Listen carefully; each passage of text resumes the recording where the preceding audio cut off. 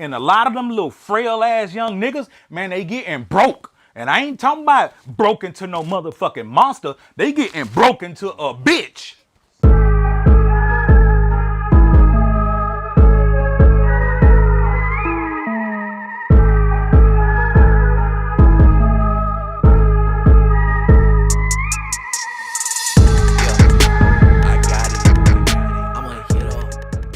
Hezeleo, my man, what's popping? Man, everything good, man. Glad to be here. What's happening? Glad to see you, man. So what's new with you? What's been going on with you? Anything man, I'm new? talking about everything, you know what I'm talking about? Just blessed to be able to be out here moving and grooving and shaking and baking. But everything I've been doing, I'm still doing, you know what I'm saying? Right. From the music to the clothing to the trucking, just everything I've been doing is still going. Speaking on trucking. Okay. What happened with that? In the past couple of years, it was an influx of drivers because I believe right before COVID, it was a huge demand. And so the transportation industry was calling that a lot more people get their CDLs. So all of a sudden you had a whole bunch of new truckers came in because the demand was there. But after COVID and everything shut down and people don't need to keep stocking up because they're overstocked, it's like less freight, but a whole lot of drivers. So that drove the rates down. So around 2021, 2022, people was at home. You know what I mean? They was consuming food and stuff like that a whole bunch, but other stuff they didn't need it. So a lot of people was overstocked. So for a lot of truckers, we came up a huge amount during the 2021, 2022. But in 2023, things started to decline. So the freight, the rates went down tremendously. So they wanted us to run for pennies, you know what I mean? So as an independent truck driver, we're used to doing like percentage loads. So the load may pay, for instance, $350 and we're gonna get 80% of that, and then the broker or the people we lease to get the rest. Well, they switched it all. They started lowering their percentages and then lowering the rates. So it put a lot of truck drivers out of business and a lot of trucking companies out of business. So before I was gonna have to go out of business, I put my pride to the side, man. Parked my truck. I had lost 70 motherfucking $1,000, you know what I'm saying? But I parked my truck, man, and I went and got a motherfucking JOB, and them bitches tried to work the shit out of me. Come on, man, you know what I'm saying?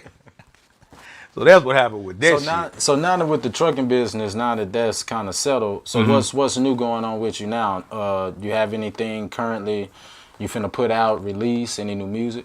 On the trucking, I'm back in my truck. Okay. So I did 10 months out of my truck, and now I'm back in my truck for the past 5 months, and I'm making it. But one of the mistakes I did during that time when it was declining, one of my goals was to buy a second truck.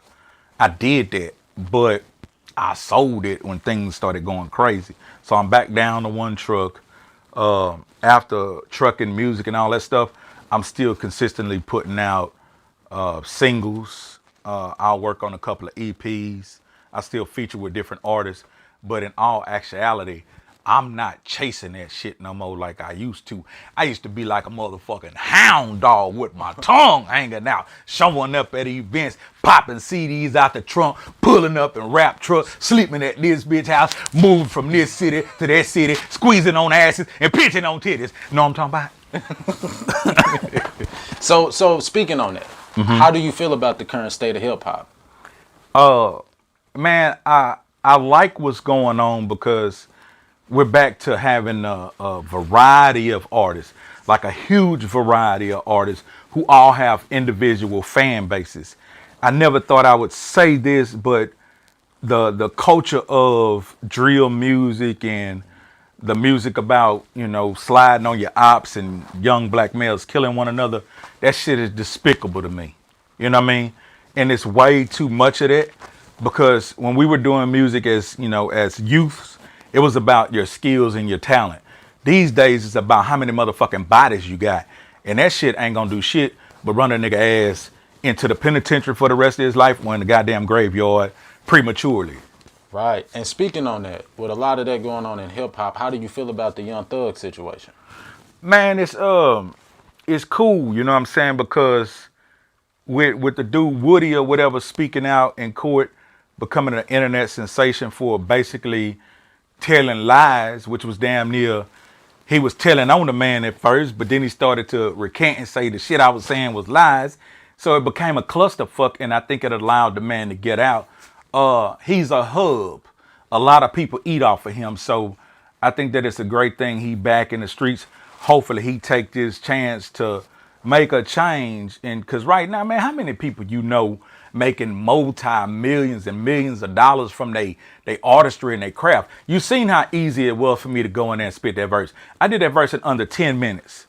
I used to see Pimp C do that shit and a nigga pay $15,000, $20,000. So if you get to that point where you can go and rap for $15,000, $20,000 in 10 motherfucking minutes, why would you still go on the streets and go risk your goddamn freedom when people who really have to do that out there doing that shit because they don't have those type of opportunities? So you've reached the point of pinnacle where you making multi-million dollars from your fucking appearance. Go sit your bitch ass down, nigga. It's sweet for you at this point.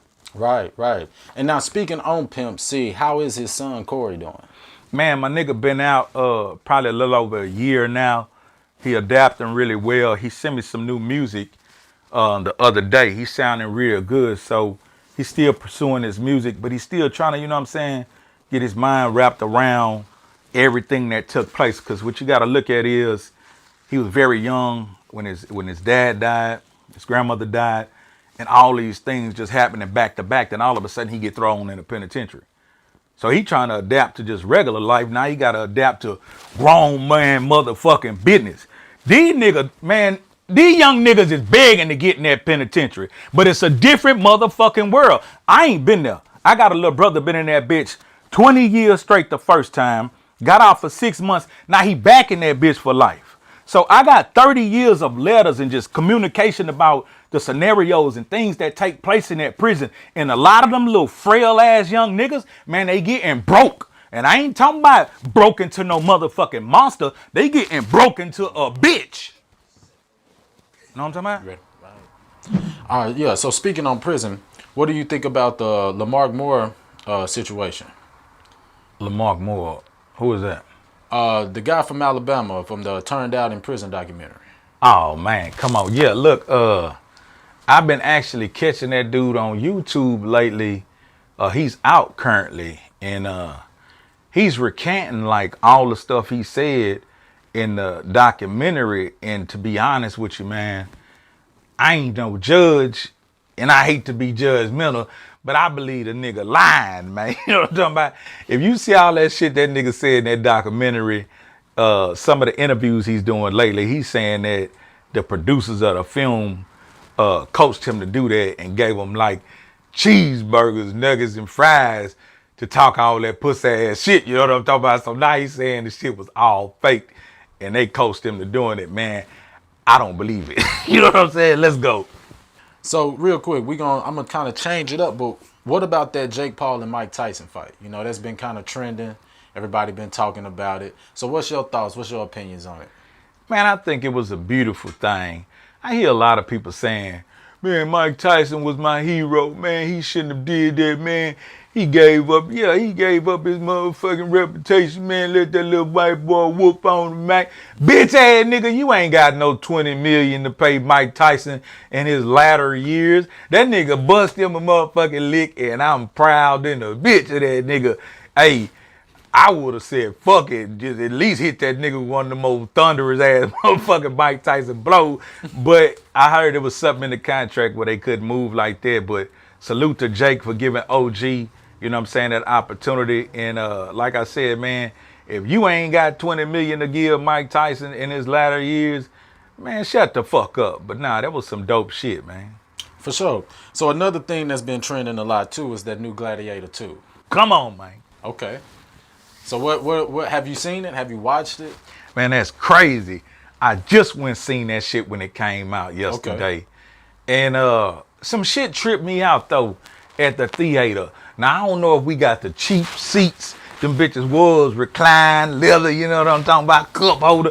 But it was something about the sound. I'm used to being in the movie theater and the sound is like surround sound. That shit thunderous. I hope I ain't going there, but that shit be beating like a motherfucker. But nigga, when that shit came on, that shit was low. I damn near wanted to scream, nigga, turn that shit up. But eventually they turned it up a bit, and I ain't gonna spoil and tell the movie, man. It's a good film, but bitch ass nigga Denzel did piss me off in that motherfucker, man. Now, real quick. Now, you were part of a legendary record label, UGK. You know what I'm saying? Now, my question is, what's the state of UGK right now? And some of the artists that came up with UGK and y'all helped grow under Pimp C, Bun B, with Trill. What's the state of that right now? I don't mean no disinfect. UGK is just a two-man group, Pimp C and Bun B. UGK Records is what Pimp C started, and that's what I was a part of.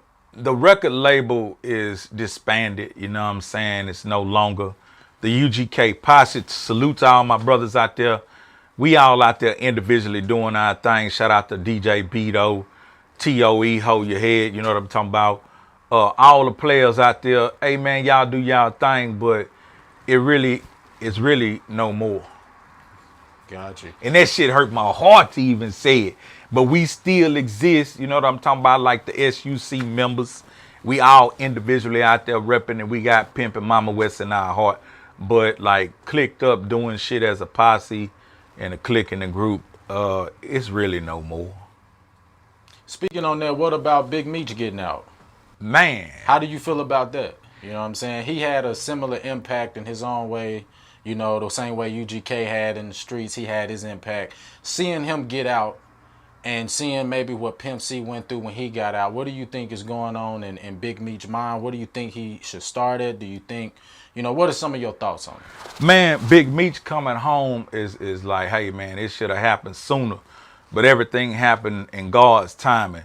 Man, it's huge that this man is out because now he got his son who's now an adult who kept his image and his name alive through the 50 Cent film, the BMF series. So Big Meech really finna play 52 card pickup. He got so many bags to pick up from all the songs that been mentioning him, any documentary, movie series. So Big Meech finna be one of the biggest really on the low these days because see, back in the day, he was a bit loud to be doing the shit that they were doing. The difference between like a rap group and an actual, you know, organization getting that paper, you know what I'm saying, from the underbowels, you know what I mean? That shit shouldn't be publicized. So that's why he probably, you know, took the fall. But at the same time, he did his time. Niggas try to say his name dirty. Man, I ain't trying to hear that shit. That nigga went did 20 years. He finna pick up all this motherfucking money and do what he do. So it's a great thing that he home. In a cat like that, Trill story, man. Back in the day, I seen them boys in the club, dog. They pulled up in like Greyhound buses, damn near 50 deep or better, busting through the club. That's when they was promoting one of their artists. And they had the name of the artist and the name of their organization, BMF, on these big old picket signs. And they was walking through the club, hoisting them bitches up in the air, elbowing niggas, going crazy in that bitch, disrespecting niggas. But at the end of the day, one of them made it to the bar and shut the club down and told the bartender, tell the DJ, we finna buy rounds for everybody in the club, drinks on us for the next, I don't even remember, but I remember getting at least 3 free drinks in the motherfucking club, and everybody that was mad wound up calming down because that's how them boys was putting it down. So to sum it up, man, it's a great thing that Big Meech home. Give me a motherfucking job. Nah, let's go, man. For sure, man. So anything you want to add? You know what I'm saying? Maybe where people can follow you, where we can find you at. Anything, you know, you want to add to it? Yeah, man, it's Hezeleo, Hezeleo. As always, I'm on every social site, YouTube, Instagram, TikTok, all that type of shit. The music is on every digital platform, so it's always still the same. Things are in place. The website's still the same, trillgear.biz. So man, just go check all that stuff out. Keep supporting. You know I'm YouTubing and hey man, I'm YouTubing and Facebooking. MySpace is down. MySpace don't even exist no more. But yeah, man, I'm still doing all the same shit. So fool with me because you're cool with me. Know what I'm talking about?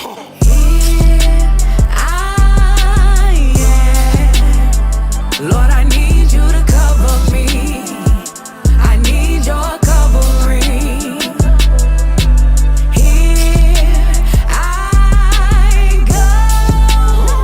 Lord, I need you to cover me. I need your covering more than ever. Here I am, Lord. Head down, hands up, praying on my knees. Catch a cramp when I stand up. I know it's time to man up. Demons can't stand us. Every time we get some leverage, devil try and can us. I need your protections. I maneuver through this wreckage. Stepped inside a church, I hadn't been there in a second, but I'm still available. I'm hoping that I'm eligible. They said when I was small, I had an altar call. My uncles, they were preachers, and my grandfather too. But I became an artist. Was that what I was supposed to do? The world forever changing, getting stranger by the moment. I don't trust a rotten soul, man, child, or woman. Yeah, she play a partner, Hezeleo. We dropping a new record, man, called Covering. It's a spiritual record. I'm not gonna deny any download that I get, even if it's on that side. You know what I'm saying? Normally I'm rapping some street shit, but if God give me something spiritual to spit, I'm gonna do that too. And that's the definition of Trill. That's real stuff. Why would I deny giving that to the streets? I gave the streets the handful of dope. We talked about the pocket full of stones. We talk about the violence. We talk about the hustling, the penitentiary, the pimping and the bitches and the hoes and the money. So if God tell me to talk about spirituality, I'm going to talk about spirituality. Come on, man.